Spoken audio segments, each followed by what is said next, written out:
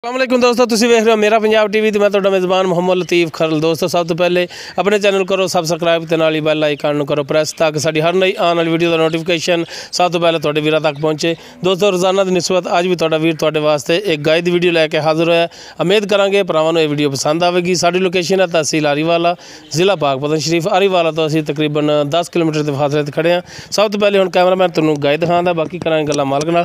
दिखाओ जनाब तसल्ली नाल। मुकम्मल इसदा कद तुहाडे सामने, नस्ल जात तुहाडे अगे। तकरीबन छोटा छोटा 2-2.5 इंच इनका सिंग है। मार दिया तो नहीं ना भाई? हाँ, पूरियां मुठा थाने का, पूरियां विरलों ते यार एक पट्ठे डुल जाने थोड़े या झट नज़दीक होकर माड़ा दिखाई। इधरों दी नज़दीक होवोगे ना जनाब तो इन भजदी नहीं दी पर होगी। जो मगरले पास जाते उदों अगन भज पैंदी इत्थे। लो ये थाना हवाना तुहाडे सामने, पूरियां विरलों के थाने, पूरियां मुठां ते। ये सूण वाली किनवा सूआ सूना है, किन्ने दिन लैगी सूण दे विच, ये सारियां गल्लां पुछांगे मालक तो।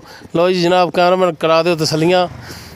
गां नूं भी पता लग गया भी इन्हां ने भज्जण नहीं देना, ये वहा के हटणगे।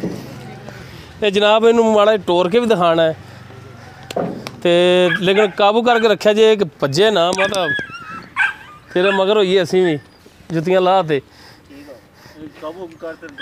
चल टोरो जी पर टोरो खुली जगह तो माड़ा जा। लो जी दिखाओ जनाब कैमरामैन साहब तसल्ली नाल।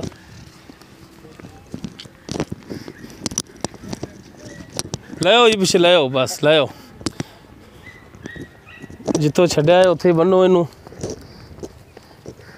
करिए हुण तुहाडे नाल कोई 2-4 सवाल। हाँ जी, किहड़े भाईए ने तुहाडे चों खलोना है? किहड़ा भरा तू खलोना है, वड्डे ने खलोना है, निक्के ने खलोना है, तुहाडे वालिद साहब ने खलोना है? आ जाओ। अच्छा आ भाई मोहम्मद यार, मिस्टर मोहम्मद यार आ जा, आ इधर। लो जी तुसीं गां दी कराओ तसल्लियां। अस्सलाम वालेकुम। की हाल चाल ने जनाब? तबीयत सेहत ठीक ने? ऐसा था माड़ा जा क्योंकि उधर फिर तार हट जाएगी। अच्छा ये दसो जनाब मोहम्मद यार साहब कि अपनी जी गाय किहड़ी नस्ल जात दी है? ये वलैतन जी क्रास थोड़ी जी। अच्छा वलैतन क्रास है। ये किनवा सुबह होने ने सुना है? इन्हें तीसरा सुबह सुना है। तीसरा सुबह सुना है। किन्ने दिन लै जाएगी? ये लै जाएगी 4 दिन। 4 दिन लै जाएगी? हाँ जी लै जाएगी 4 दिन। पिछले सूबे च किन्ना करदी रही? तो पहला तो छोड़ो चलो, दूसरे सूबे च किन्ना करदी रही है? ये एक टाइम दा जी 8 किलो दूध चोंदे रहे असीं। मुकम्मल निचोड़? हाँ बिल्कुल साडे घर दी असीं किहड़ा चो। अगर बच्चे नूं छड्डिए 2 किलो तो फिर 6 किलो रह जांदा है, जे अगर किलो छड्डिए तो फिर 7 किलो एक टाइम दा। नहीं 7 किलो तो चोंदे रहना सी। मतलब 16 बनाने हैं सने बच्चे। अच्छा यानी कि सने बच्चे 16 भी मुकम्मल इनदा 16 है। हाँ जी सही हो गया। तो हुण भी इन्ना को करेगी इंशाल्लाह, करेगी क्यों ना। अच्छा हुण इहदी मुनासिब जी डिमांड हैगी वो दसो किन्नी करदे हो? मुनासिब इहदा 170 जी। 1,70,000। हाँ जी। तो बाकी इहदे विच कमी पेशी भरावां नालों तो करोगे? वो कर लांगे जी, क्योंकि जानवर जो सेल करना हो फिर कमी पेशी तो फिर चलनी पैंदी। बिल्कुल जी करांगे। ये मेहरबानी करोगे हुण? हाँ जी बिल्कुल करांगे। ठीक होगा जनाब, मेहरबानी, बहुत शुक्रिया।